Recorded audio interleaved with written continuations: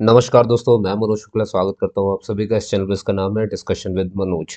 और जैसा कि आप सभी देख सकते हैं, मैं हाजिर हूँ आपके सामने पावर ग्रिड में खुली हुई काफ़ी सारी वैकेंसीज़ हैं। जैसे कि यहाँ पर हम अगर बात करें तो वैकेंसीज़ की जो संख्या है, टोटल जो पोस्ट है ना, मैं यहीं पे लिख देता हूँ।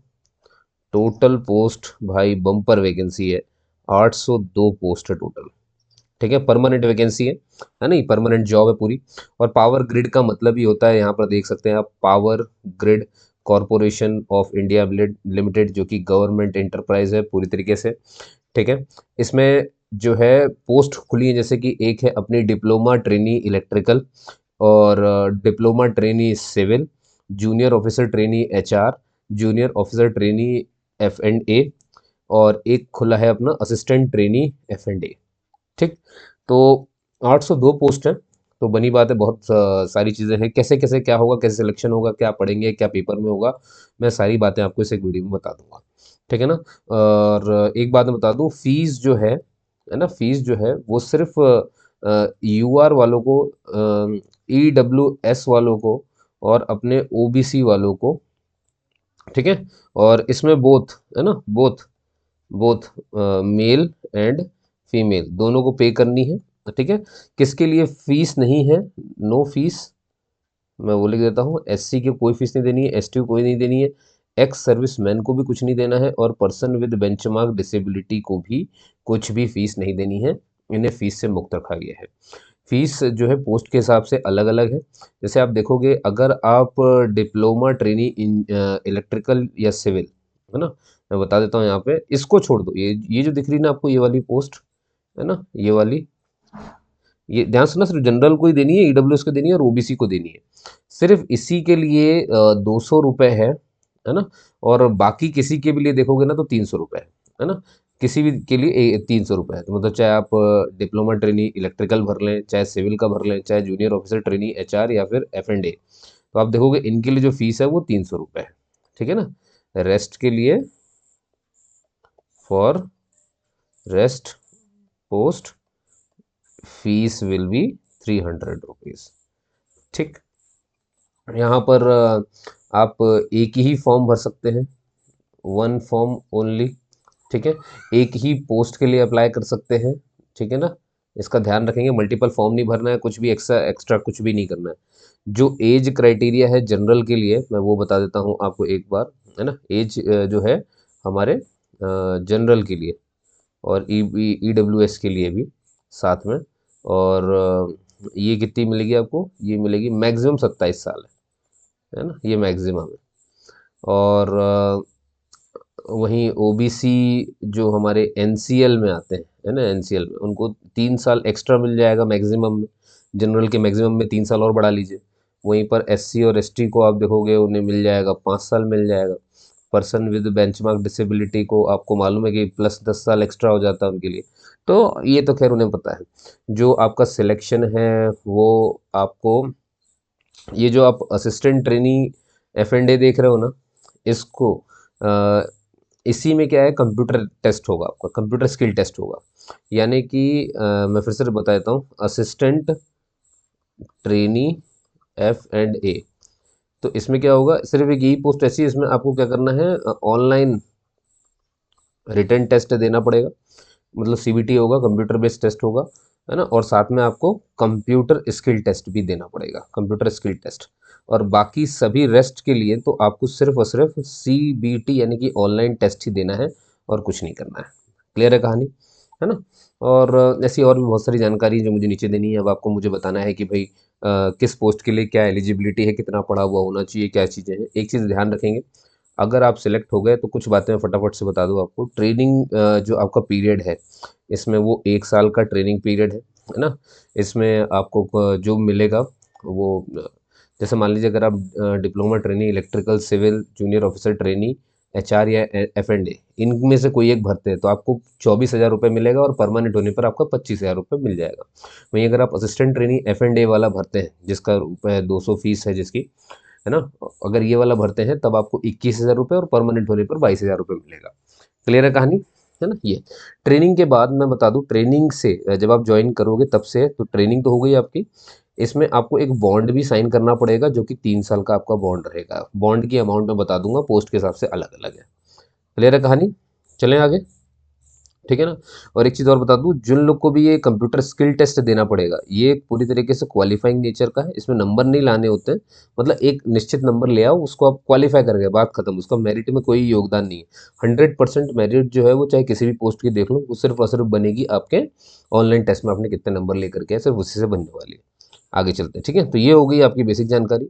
अब देखिए आगे क्या है, यहाँ पर कुछ बातें मैं आपको थोड़ा समझाते चलूँ, क्योंकि हर जगह शॉर्ट फॉर्म में बात करेंगे, ध्यान देखना। तो एक पोस्ट आपने देखी डिप्लोमा ट्रेनी इलेक्ट्रिकल है, तो इसको शॉर्ट में क्या बोलेंगे, DTE। ये एक पोस्ट आपकी बन जाएगी डिप्लोमा ट्रेनी सिविल, तो इसे बोलेंगे DTC। एक बनेगी आपकी junior officer trainee HR, junior officer trainee, तो जूनियर ऑफिसर ट्रेनी को शॉर्ट में JOT, और HR है तो JOT HR, यानी jot HR, junior officer trainee, ये शॉर्ट में बोला जाएगा। ऐसे ही जूनियर ऑफिसर ट्रेनी F&A है, तो इसको क्या बोलेंगे, जॉट F&A। ये रहा। तो आप समझ जाइएगा DTE का मतलब क्या है, DTC का मतलब जॉट HR, जॉट F&A, ये हो गई। और एक आपकी लास्ट पोस्ट है जो मैंने आपको बताया था, असिस्टेंट ट्रेनी F&A, तो असिस्टेंट, तो ASST.TR.F&A, ये शॉर्ट में हो जाएगा। इसके अलावा आपको जो पता होना चाहिए वो ये है, ध्यान से देखिएगा, यहाँ पर जो पोस्ट लिखी हुई है ना, वो रीजन वाइज लिखी हुई है। मतलब जैसे मैं दिखाता हूँ, एक जरा ध्यान से देखना। अब देखो ये इस तरह से लिखा हुआ है। अब जैसे ये बोल रहे हैं जो रीजन है वो CC है, और CC में DT की इतनी पोस्ट है, DTC की इतनी पोस्ट है, ये समझ रहे हो ना आपको। Diploma training electrical, diploma training civil, junior officer trainee HR, junior officer trainee F&A। अब यहाँ देखो असिस्टेंट वाली वो जो पोस्ट है वो नहीं खाली है, असिस्टेंट ट्रेनी वाला, समझ गए ना। तो अब समस्या ये कि CC मतलब क्या, कौन से राज्य में ये आता है जहाँ पे इतनी सारी पोस्ट है इनकी इनकी, ठीक है ना। टोटल वैकेंसीज, ये पोस्ट, ये सॉरी, ये पोस्ट ID है, टोटल वैकेंसी यहाँ पे लिखी हुई है, ये रही 14, 14, 6, 14, 16, ठीक है ना। तो टोटल वैकेंसी CC में कितनी आ रही है, 50। अब इसमें से जनरल के लिए टोटल कितनी है, 28। अब उस जनरल में भी DTE की कितनी है, 7, DTC कितनी है, 4, जनरल की बता रहा हूँ, जॉट HR की 8, और जॉट F&A की 9। ऐसे आप EWS में देख सकते हैं। जहाँ पर आपको पोस्ट नहीं दिख रही है ना, मायूस होने की जरूरत नहीं है, आप ओपन फाइट कर सकते हैं, ध्यान रखिएगा, ओपन सभी फाइट कर सकते हैं, ठीक। अब तो मुझे जानना है कि ये कौन से राज्य की बात हो रही है। तो देखिए, तो हमें जानना पड़ेगा कि CC रीजन में कौन कौन से राज्य आते हैं। चलिए आ जाइए, उन पर बात कर लेते हैं। CC राज्य में कौन कौन से रीजन आते हैं, जरा उनको देखते हैं। देखिए, तो आपको दिखेगा ये वो रीजन लिखे हुए हैं, ठीक है ना। और भी देख लीजिए यहाँ पर, जैसे अब यहाँ पर लिखा है ER2, ये कौन सा रीजन है। चलो उड़ीसा तो हमें समझ में आ रहा है राज्य वाइज। ये NER क्या होता है, ठीक है। और इसमें कौन कौन से राज्य आते हैं, तो जब भी आपको ये देखना हो कि कौन से राज्य आते हैं, तो ये रहा। सबसे पहले मैं बात करता हूँ CC। देखिए CC मतलब होता है कॉर्पोरेट सेंटर, इसी को शॉर्ट में CC लिखा गया है। तो इसमें ये CC का मतलब कहाँ की बात हो रही है, कॉर्पोरेट सेंटर, हरियाणा। मतलब अगर आप इस वैकेंसी को देखेंगे, मतलब हरियाणा में, यानी कि CC कॉर्पोरेट सेंटर में DTE यानी कि डिप्लोमा ट्रेनी इलेक्ट्रिकल की 14 पोस्ट है ना, 14 पोस्ट है। DTC की आप देखेंगे टोटल 6 पोस्ट है। कहाँ पर, CC का मतलब क्या पढ़ा आपने, ये हरियाणा है, समझ गए ना। तो ऐसे आपको डिकोड करना पड़ेगा। अब ये ER का मतलब कौन कौन से राज्य आते हैं, तो वो जरा अभी मैं आपको और बता देता हूँ, यहाँ देखिएगा ध्यान से, है ना। तो अब आप देखिए, आपको कहीं दिख रहा है, ये रहा ER1। ER का मतलब क्या हुआ, ईस्टर्न रीजन 1। ऐसे ER2 कहीं लिखा है तो ईस्टर्न रीजन 2। अब बात है कि ईस्टर्न रीजन 1 में मतलब कौन सा राज्य, तो आपको दिखेगा 2 राज्य आते हैं, एक बिहार आ रहा है, एक झारखंड आ रहा है। ईस्टर्न रीजन 2 का मतलब कौन से 2 राज्य हैं, वेस्ट बंगाल और सिक्किम। सिक्किम। अब मान लो कि मैं किसी एक राज्य से हूँ, जैसे मान लो मैं मध्य प्रदेश से हूँ, तो मैं क्या करूँगा, पहले मैं यहाँ पे देख लेता हूँ कौन से में मेरा राज्य आता है। जैसे देखो ये पार्ट ऑफ मध्य प्रदेश एक यहाँ पर आ गया, मतलब मध्य प्रदेश के कुछ हिस्सों में नौकरी मिल सकती है, तो वो रीजन कौन सा बन गया, एक NR3। तो मैं क्या करूँगा, अपना MP लिख करके ऐसे अलग कर लूँगा कि एक NR3 आता है मेरे में, ठीक है ना। और मैं देख लेता हूँ अच्छे से, और कहीं पर अगर पार्ट ऑफ मध्य प्रदेश लिखा होगा, यहाँ पर नहीं है, यहाँ पर नहीं है, तो ये ईजी तरीका बता रहा हूँ आपको, ठीक है। महाराष्ट्र, छत्तीसगढ़ ये हो गया। ये देखिए फिर से एक बार पार्ट ऑफ मध्य प्रदेश देखने को मुझे मिल गया, ठीक है ना। और ये देखिए यहाँ पर भी पार्ट ऑफ मध्य प्रदेश देखने को मिल गया। मतलब WR1 में भी अगर मैं भर लूँ, और WR2, तो मैं कौन सा भर सकता हूँ वो मैं इकट्ठा कर लेता हूँ। फिर मैं क्या करूँगा, कंपेयर कैसे करूँगा, कौन सा भरना है मुझे। मैं ये देख लूँगा कि NR3, मतलब एक तो हो गया WR1, और एक हो गया WR2। अब मुझे क्या करना है, ये देख लेना है कि मैं जो पोस्ट भरना चाहता हूँ वो NR3 में कितनी है, WR1 में कितनी है और WR2 में कितनी है, क्योंकि मैं एक ही पोस्ट और एक ही फॉर्म भर सकता हूँ। तो क्यों ना मैं कंपेयर कर लेता हूँ, तो मैं चेक कर लूँगा। अब सपोज करो कि मुझे भरना है DTC का फॉर्म, यानी डिप्लोमा ट्रेनी का सिविल वाला। तो मैं देख लेता हूँ इनमें से किस रीजन में सबसे ज़्यादा है, क्योंकि ये तीनों ही मध्य प्रदेश में ही मुझे जॉब दिलवाएंगे, क्योंकि मैं मध्य प्रदेश का ही हूँ। तो मुझे अगर बाहर नहीं जाना तो ये बात है, मतलब एक बात बोल रहा हूँ, आप किसी भी राज्य से भर सकते हैं।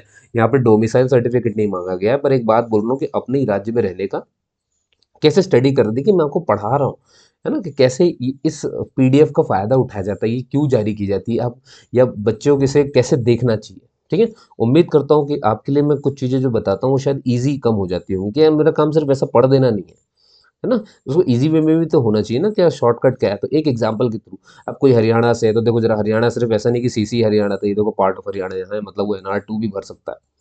ठीक है ना, और भी उसे चेक कर लेना पड़ेगा यहाँ पर। अब जैसे महाराष्ट्र से हो तो महाराष्ट्र यहाँ पे भी आ रहा है, महाराष्ट्र यहाँ पे भी आ रहा है। ठीक है ना, और भी कहीं महाराष्ट्र होगा तो आपको उस पर ध्यान देना पड़ेगा। तो एक बार आपको इसे देखना पड़ेगा। क्लियर है ना, नहीं तो ये देखो मैं अभी रोक करके रखा हूँ, आप एक काम करो स्क्रीनशॉट ले लो इसका, सबसे बढ़िया। ठीक है ना, पीडीएफ के चक्कर मत पड़ो, अगर आपको यहाँ पर मेरे समझ में आ रहा है तो यहाँ से उठा लो, इतनी ही रीजन है, ये उठा लिया, क्लिक कर लिया आपने। अब बहुत बढ़िया, अब एक बार अब फ्री आ जाएगा, इसको क्लिक करते जाओ। तो मैंने आपसे कहा था कि मुझे भरना है DTC, मान लो। ठीक है ना, तो कौन कौन से रीजन थे जरा ध्यान देना। तो मैंने कहा एक था NR3, एक है WR1, तो एक है NR3 और एक है WR1 और 2। ठीक है, तो आ जाता हूँ मैं सीधे NR3 पर। NR3 ये रहा NR3, मुझे भरना है DTC, ये देखो DTC दिख रहा है यहाँ पर, कितनी पोस्ट है, 6। ठीक है ना, DTC अगर मुझे भरना था तो 6, ये हो गया NR3। और अब आ जाओ WR ये 1 और 2। अब देखो यहाँ पर DTC में 5 पोस्ट है, यहाँ पर DTC में 4 पोस्ट है। तो WR2 और WR1 में तो 5 और 4 ही पोस्ट है, लेकिन वहीं NR3 में देखो 6 पोस्ट है। तो मैं कौन सी वाली भर दूंगा, NR3 भर दूंगा। देखा कैसे पता करते हैं कौन सा वाला आपको भरना है। ठीक है ना, आप इसे भर सको तो इसकी शायद मैं पीडीएफ आपको शेयर ना कर पाऊँ, इसलिए पहले ही बता रहा हूँ मैं ना। तो आप एक काम करें, यहाँ से जरा पहले तो एक स्क्रीनशॉट ये ले लें, है ना, कहाँ तक रुकी जरूर बताऊंगा। हाँ, पहले इतना ले लो जरा, मैं यहाँ से आगे बढ़ा दूंगा, ये उड़ीसा के नीचे से फिर आप अगला स्क्रीनशॉट ले लेना। ले लिया, आगे चलिए। अब ये यहाँ से ले लो ज़रा। ठीक है, थोड़ा नीचे ही कर लो, ये इतना ले लिया। अब आ जाओ आगे, ध्यान देना आप, ये कर लो, कर लिया। ये SR1 तक दिखा था, SR2 से देख लो WR2 तक। समझ गए आप मेरी बात, है ना। तो ऐसे आपको काम करना है, सब चेक कर लेना, उसके बाद आपको आगे बढ़ जाना है। फिर ये दिव्यांग भाई बहनों के लिए कि कौन कौन इसे भर सकता है वो बताया गया है। अब आ जाइए जरा देखते हैं एसेंशियल क्वालिफिकेशन क्या है। तो अगर कोई डिप्लोमा ट्रेनी इलेक्ट्रिकल भरना चाहता है तो उसे 3 साल का रेगुलर डिप्लोमा ही दिखाना पड़ेगा, है ना। इलेक्ट्रिकल में, इलेक्ट्रिकल पावर में, इलेक्ट्रिकल या इलेक्ट्रॉनिक्स में, या पावर सिस्टम इंजीनियरिंग में, पावर इंजीनियरिंग, इलेक्ट्रिकल, इन सब में से किसी ने किया हो। 70% के साथ जो डिग्री है वो आपकी होनी चाहिए। मतलब 70% किसके लिए, जनरल, EWS और OBC NCL के लिए। बाकी SC ST और दिव्यांगजनों के लिए सिर्फ पास मार्क है। अब देखिए कौन नहीं भर सकता। अब अगर आप सोचो कि सर इलेक्ट्रिकल इंजीनियरिंग मैंने करी, तो यहाँ साफ साफ लिखा है बीटेक वाले, BE वाले, MTech वाले और ME वाले इसे नहीं भर सकते, भले ही उन्होंने लिटरल एंट्री ही क्यों ना ली हो। मतलब इसमें प्योर डिप्लोमा मांगा गया है। प्योर मतलब प्योर, ये नहीं होना चाहिए कि आपने पहले डिप्लोमा किया था फिर आप सेकेंड ईयर में आकर के एंट्री ले गए तो वो। और अगर आपने और मान लो, मतलब कुछ लोग ऐसे लेटरल एंट्री करते हैं, है ना, समझ गए ना। और कुछ लोग क्या करते हैं, सिर्फ BE BTech किए रहते हैं, ME MTech किए रहते हैं इलेक्ट्रिकल से, क्या वो भर सकते हैं, नहीं भर सकते। साफ लिखा हुआ है कि higher technical qualification like BTech BE MTech और ME विद, चाहे डिप्लोमा के साथ हो चाहे विदाउट हो डिप्लोमा, आर नॉट अलाउड, साफ बोल दिया है, तो नहीं भर पाएंगे आप। अब इलेक्ट्रिकल की मैं बात करूँ, सेम कहानी है सिविल इंजीनियरिंग की, है ना। सिविल इंजीनियरिंग ही मांगा गया है, वो भी 3 साल का ही डिप्लोमा मांगा गया है। 70% हमारे जनरल OBC और EWS के लिए, मतलब इतना परसेंट होना चाहिए। और जो SC ST और दिव्यांगजन है इनके लिए सिर्फ पासिंग मार्क मांगी गई है। और इसमें भी सिविल से जिन्होंने बीटेक कर लिया है, धोखे से भी होगी, चाहे डिप्लोमा के बाद हो गई हो चाहे पहले हो गई हो, कोई फर्क नहीं पड़ता। अगर आपके पास है, अब आप ये भी नहीं कर सकते कि छुपा दें आप, नहीं, वो जब डाटा डाला जाता है ना सब निकल के आ जाता है किसने कितनी पढ़ाई करी है।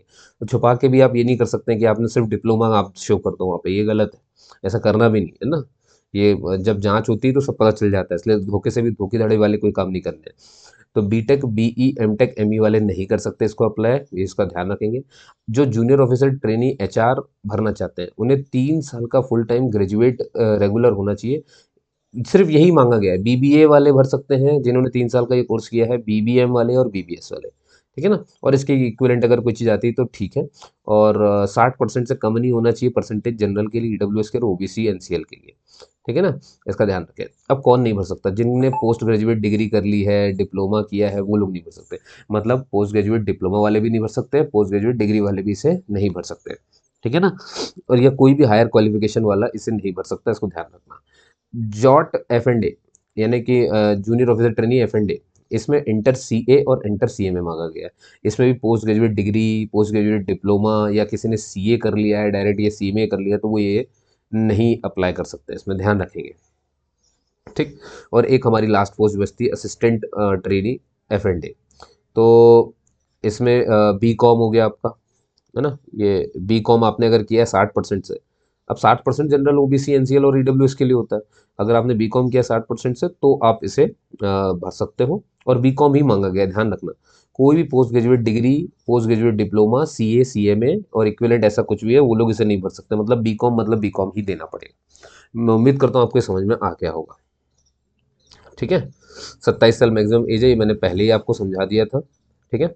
और यहाँ पर यही लिखा गया है कि जो लोग डीटीई के लिए या डीटीसी, जॉट एचआर, इनके लिए अप्लाई करते हैं, उनको ट्रेनिंग के दौरान 24,000 मिलेगा, और जब वो कन्फर्म हो जाएंगे, ट्रेनिंग खत्म हो जाएगी, तो 25,000 रुपये मिलने लगेगा उन्हें, ठीक है ना। और तब आप जब परमानेंट हो जाएंगे तब आपकी जो पोस्ट है वो जूनियर इंजीनियर लगेगी, ग्रेड 4, है ना। जूनियर इंजीनियर इनके लिए लगेगी, डीटीई और डीटीसी के लिए। और ये जूनियर ऑफिसर ट्रेनी वाले, इनको कहा जाएगा जूनियर ऑफिसर ग्रेड 4, समझ गए ना ये। और हमारी जो लास्ट पोस्ट थी असिस्टेंट टीआर वाली, ये मैंने कहा था ना 21,000, 21,500 आपको ट्रेनिंग के दौरान मिलेगा, और जब कंफर्म हो जाएंगे तब आपको 22,000 कुछ मिलना शुरू हो जाएगा। कंफर्म हो जाएंगे तब आपको सिर्फ असिस्टेंट एफ&ए बोला जाएगा, समझ गए। बॉन्ड वगैरह मैंने आपको बता दिया था कि करीब करीब आपको 3 साल का, यहाँ देखो जरा, मिनिमम पीरियड ऑफ 3 साल लिखा हुआ है, इतने का बॉन्ड बढ़ेगा। अब पोस्ट वाइज अलग अलग है। जो बड़ी पोस्ट है जैसे कि DTE, DTC, JOT HR, JOT एफ&ए, इसमें जो जनरल वाले, ओबीसी वाले और ईडब्ल्यूएस के लिए जो बॉन्ड का प्राइस है वो 2.5 लाख रुपए है। वहीं इसमें एससी, एसटी और दिव्यांगजनों के लिए ये 1,25,000 का बॉन्ड है। और अगर असिस्टेंट ट्रेनी एफ&ए भर रहे हैं आप, तो जनरल, ओबीसी, एनसीएल और ईडब्ल्यूएस के लिए 1,25,000 का बॉन्ड है, और वहीं एससी, एसटी, दिव्यांगजनों के लिए 62,500 का बॉन्ड है। 3 साल का बॉन्ड है, इतना अमाउंट है। इसका मतलब ये होता है कि अगर 3 साल से पहले आपने उसे छोड़ने की कोशिश करी तो इतना पैसा आपको देना पड़ेगा, ठीक है ना। एप्लीकेशन फीस मैंने आपको बता दी। जो ये जो बड़ी पोस्ट है DTE, DTC, JOT HR, JOT एफ&ए, उसके लिए 300, और असिस्टेंट टीआर एफ&ए के लिए 200। और ये जो फीस है ये सिर्फ और सिर्फ आपके जनरल को देनी है, ईडब्ल्यूएस को देनी है, और ओबीसी एनसीएल को देनी है, ठीक है ना। एससी, एसटी और दिव्यांगजनों और एक्स सर्विसमैन के लिए बिल्कुल मुफ्त है ये, समझिए आप। और ये मैंने सब कुछ आपको पहले ही बता दिया है, तो इसको आपको ज़्यादा पढ़ने और उसको देखने की आवश्यकता नहीं है, ठीक है ना। अब आ जाते हैं कि पेपर किसका कैसा होगा, वो देख लो आप बस। तो अब यहाँ देखो, यहाँ पे साफ साफ लिखा है कि DTE, DTC, JOT HR, JOT एफ&ए, ये हो गए, ये बड़ी पोस्ट है। इनमें ऐसा है कि इनमें आपका जो 2 घंटे का एक पेपर होगा, ठीक है ना। और क्वेश्चन जो है वो 2 पार्ट में पेपर बांट देंगे। ऑब्जेक्टिव होगा पूरा क्वेश्चन, ध्यान रखना। पहले पार्ट में 120 क्वेश्चन आएंगे, और फिर दूसरे पार्ट में 50 क्वेश्चन आएंगे। जो पहला पार्ट है उसमें आपके टेक्निकल से जुड़े हुए क्वेश्चन हो सकते हैं, और दूसरा आपके प्रोफेशनल नॉलेज के ऊपर रहेगा, ठीक है ना। तो आप जो भी पोस्ट भर दें, जैसे अगर आपने इलेक्ट्रिकल वाला भरा है तो फिर इलेक्ट्रिकल के क्वेश्चन होंगे, है ना, 120 पूरे के पूरे। और अगर आपने सिविल तो सिविल के क्वेश्चन होंगे। जिन्होंने एचआर का भरा है वो एचआर और एफ&ए वाले एफ&ए भरेंगे, असिस्टेंट ट्रेनी ऑफिसर। तो इन सबके ये कॉमन होगी बात, ठीक है। और 50 क्वेश्चन आपके एप्टीट्यूड टेस्ट से, इंग्लिश वोकेबुलरी आ गई, वर्बल आ गई, है ना, कॉम्प्रहेंशन, क्वांटिटेटिव एप्टीट्यूड, रीजनिंग, वही डाटा एफिशिएंसी और इंटरप्रिटेशन, न्यूमेरिकल एबिलिटी, ये सब आ जाएगा, ठीक है ना। जनरल अवेयरनेस, करंट अफेयर, ये सब आ जाता है। तो टोटल आप देखोगे 120 और 50, 170 क्वेश्चन हो जाएंगे। सारे क्वेश्चन 1 मार्क के हैं, ठीक है ना। कोई भी गलत आंसर करने पर, है ना, आपको 1/4 मार्क्स कट जाएंगे, यानी निगेटिव मार्किंग इस पेपर में है, इसका ध्यान रखेंगे आप, ठीक। अब आ जाइए, अब बात करते हैं सर क्वालिफाइंग क्या है। तो ध्यान सुनना, इसमें भी कैटेगरी वाइज और पोस्ट वाइज अलग अलग बताया गया है।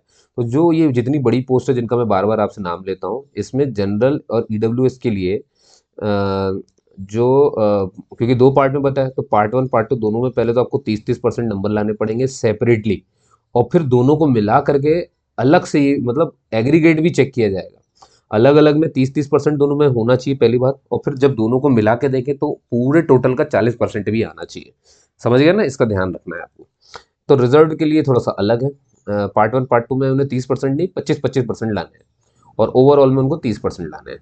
अब हमारी जो सबसे छोटी पोस्ट थी इसमें, वो आपको मालूम है अलग है, इसकी फीस भी 200 रुपये पहले ही बता दिया था मैंने आपको, ठीक है ना। इसमें जनरल वाले और ईडब्ल्यूएस के लिए 40% पूरा एग्रीगेट देखा जाएगा ना, इसमें एग्रीगेट देखा जाएगा, और रिजर्व के लिए सिर्फ 30% है।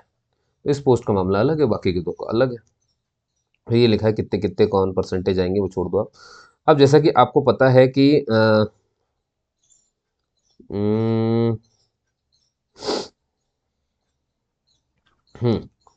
कंप्यूटर बेस्ड टेस्ट, ठीक है ना, जहाँ पर भी कंप्यूटर बेस्ड टेस्ट जिसमें होना है, जैसे कि मैं बता देता हूँ आपको, कहाँ चला गया, ये देखो, DTE एंड DTC में जो है पूरा जो मेरिट है सिलेक्शन है, वो सिर्फ आपके कंप्यूटर बेस्ड टेस्ट पर ही निर्भर करता है। लेकिन जो लोग जॉट HR जॉट F&A और असिस्टेंट ट्रेनी F&A भर रहे हैं, उन्हें CBT ही देना है पूरा, मतलब मेरिट तो उनकी अभी भी जो ऑनलाइन टेस्ट होगा उसी से निर्भर होगी। लेकिन सॉरी सॉरी है ना, मैंने सिर्फ एक ही पोस्ट के लिए बोला था, जबकि 3 पोस्ट के लिए है, जॉट HR जॉट FA और असिस्टेंट ट्रेनी F&A, है ना। इन सब के लिए एक कंप्यूटर स्किल टेस्ट होगा जो कि क्वालिफाइंग नेचर का है, जिसका कोई वेटेज नहीं होगा फाइनल मेरिट लिस्ट में, सिर्फ आपको क्वालिफाई कर लेना है। जो इसको क्वालिफाई नहीं कर पाएंगे, कई लोग ऐसे ही बोलते हैं, पूछते सवाल, सर मान लीजिए मेन हमने CBT में बढ़िया टॉप कर दिया, सब अच्छा कर दिया, लेकिन हम कंप्यूटर स्किल टेस्ट पास नहीं कर पाए, तो क्या होगा? Computer skill test as a must, उसे पास तो करना ही पड़ेगा। उसको पास नहीं किया तो आप डिस्क्वालीफाई हो जाएंगे। तो क्या करना है आपको, वहां पर तो बहुत नंबर लाने ही लाने हैं ऑनलाइन टेस्ट में, लेकिन CBT भी पास कर लेना है। क्लियर है कहानी? बहुत बढ़िया, ठीक है। चलिए दोस्तों, और ये सेंटर है, एग्ज़ाम सेंटर है, आप देख सकते हैं कि NR1 में कहाँ पर एग्ज़ाम सेंटर है, NR2 में कहाँ, NR3 में कहाँ, ER1 में, ER2 में, NER में, इन सब में ये कहाँ कहाँ पर कितने कितने सेंटर हैं, वो आप देख सकते हो। समझ गए? जैसे मेरे मध्य प्रदेश का कोई सेंटर दिख रहा है क्या कहीं? न न न न न न न न न न न न न न न न। ये रहा, ये देखो WR1 में वो सेंटर नहीं है, लेकिन इसमें है। NR3 भी था ना उसमें, तो NR3 में देखो कहीं भी उसका नाम ही नहीं है। तो ऐसे करके आप सब कुछ पता कर सकते हैं, ठीक है। वेबसाइट वगैरह लिंक वगैरह तो मैं आपको सब दे रहा हूँ, और यहाँ पर ये लिखा हुआ है कि फ़ोटो वगैरह जो है, ठीक है, बड़ा सिंपल सा है। ये देखो यहाँ पर ही बताता हूँ, ये जो वेबसाइट है इस पर आपको जाना है, उसमें कैरियर सेक्शन में जाना, वहाँ पर जॉब अपॉर्चुनिटी फिर ऑप्शन मिलेगा, उसमें जाना, फिर ओपनिंग में जाना, इसका स्क्रीनशॉट ले लो, फिर रीजनल ओपनिंग एंड उसके बाद रिक्रूटमेंट ऑफ ये एक ट्रेनिंग, ऐसा करके पूरा लिखा आ जाएगा, उसको क्लिक कर देना, वहाँ जाना। उससे पहले आपको कुछ चीज़ें तैयार रख लेनी है अपनी की, है ना, जैसे कि फ़ोटो वगैरह जो है वो वाइट बैकग्राउंड का होना चाहिए, 50 KB का फ़ोटो लगेगा, JPG फॉर्मेट में होगा। सिग्नेचर लगेगा ब्लू इंक या ब्लैक इंक से चल जाएगा, 50 KB से ऊपर का नहीं साइज़ होना चाहिए। डेट ऑफ बर्थ आपका जरूर लगेगा, 3 MB के ऊपर नहीं हो, PDF में रखना है उसको। क्लियर है कहानी? ऐसी और आगे आ जाओ, जितने भी आपके डॉक्यूमेंट हैं वो सारे 10 MB से ऊपर ना होने पाएँ, ठीक है, इसका ध्यान रखें। जो लोग गवर्नमेंट में है या PSU में काम कर रहे हैं, उन्हें नो NOC लेकर के आना पड़ेगा, तो वो 3 MB से ऊपर का नहीं होना चाहिए। जो सर्टिफिकेट आपके डलेंगे, कास्ट सर्टिफिकेट, EWS सर्टिफिकेट, वो 3 MB से ऊपर नहीं होना चाहिए। देखो सारे 3 MB के ही हैं बाकी, है ना। एक अंडरटेकिंग लगेगी, है ना, जो एक्स सर्विसमैन होते हैं उनकी अंडरटेकिंग लगती है ना, तो वो 3 MB से ऊपर की नहीं होनी चाहिए। डिसेबल्ड अगर आप सर्टिफिकेट लगा रहे हो, वो सब बाकी 3 MB की है ना। डोमिसाइल वगैरह आप लगा रहे हो तो 3 MB ये सब हो जाएगा। क्लियर कहानी? बाकी सारे मतलब सर्टिफिकेट ऐसे। और जो लोग दिव्यांग हैं उन्हें स्क्राइब यानी हेल्पर की सुविधा भी मिल जाएगी, है ना। मिनिमम एज जो है वो यहाँ पर लिखी हुई है, 18 साल मिनिमम एज है, ध्यान रखना है, इससे नीचे आप नहीं होने चाहिए।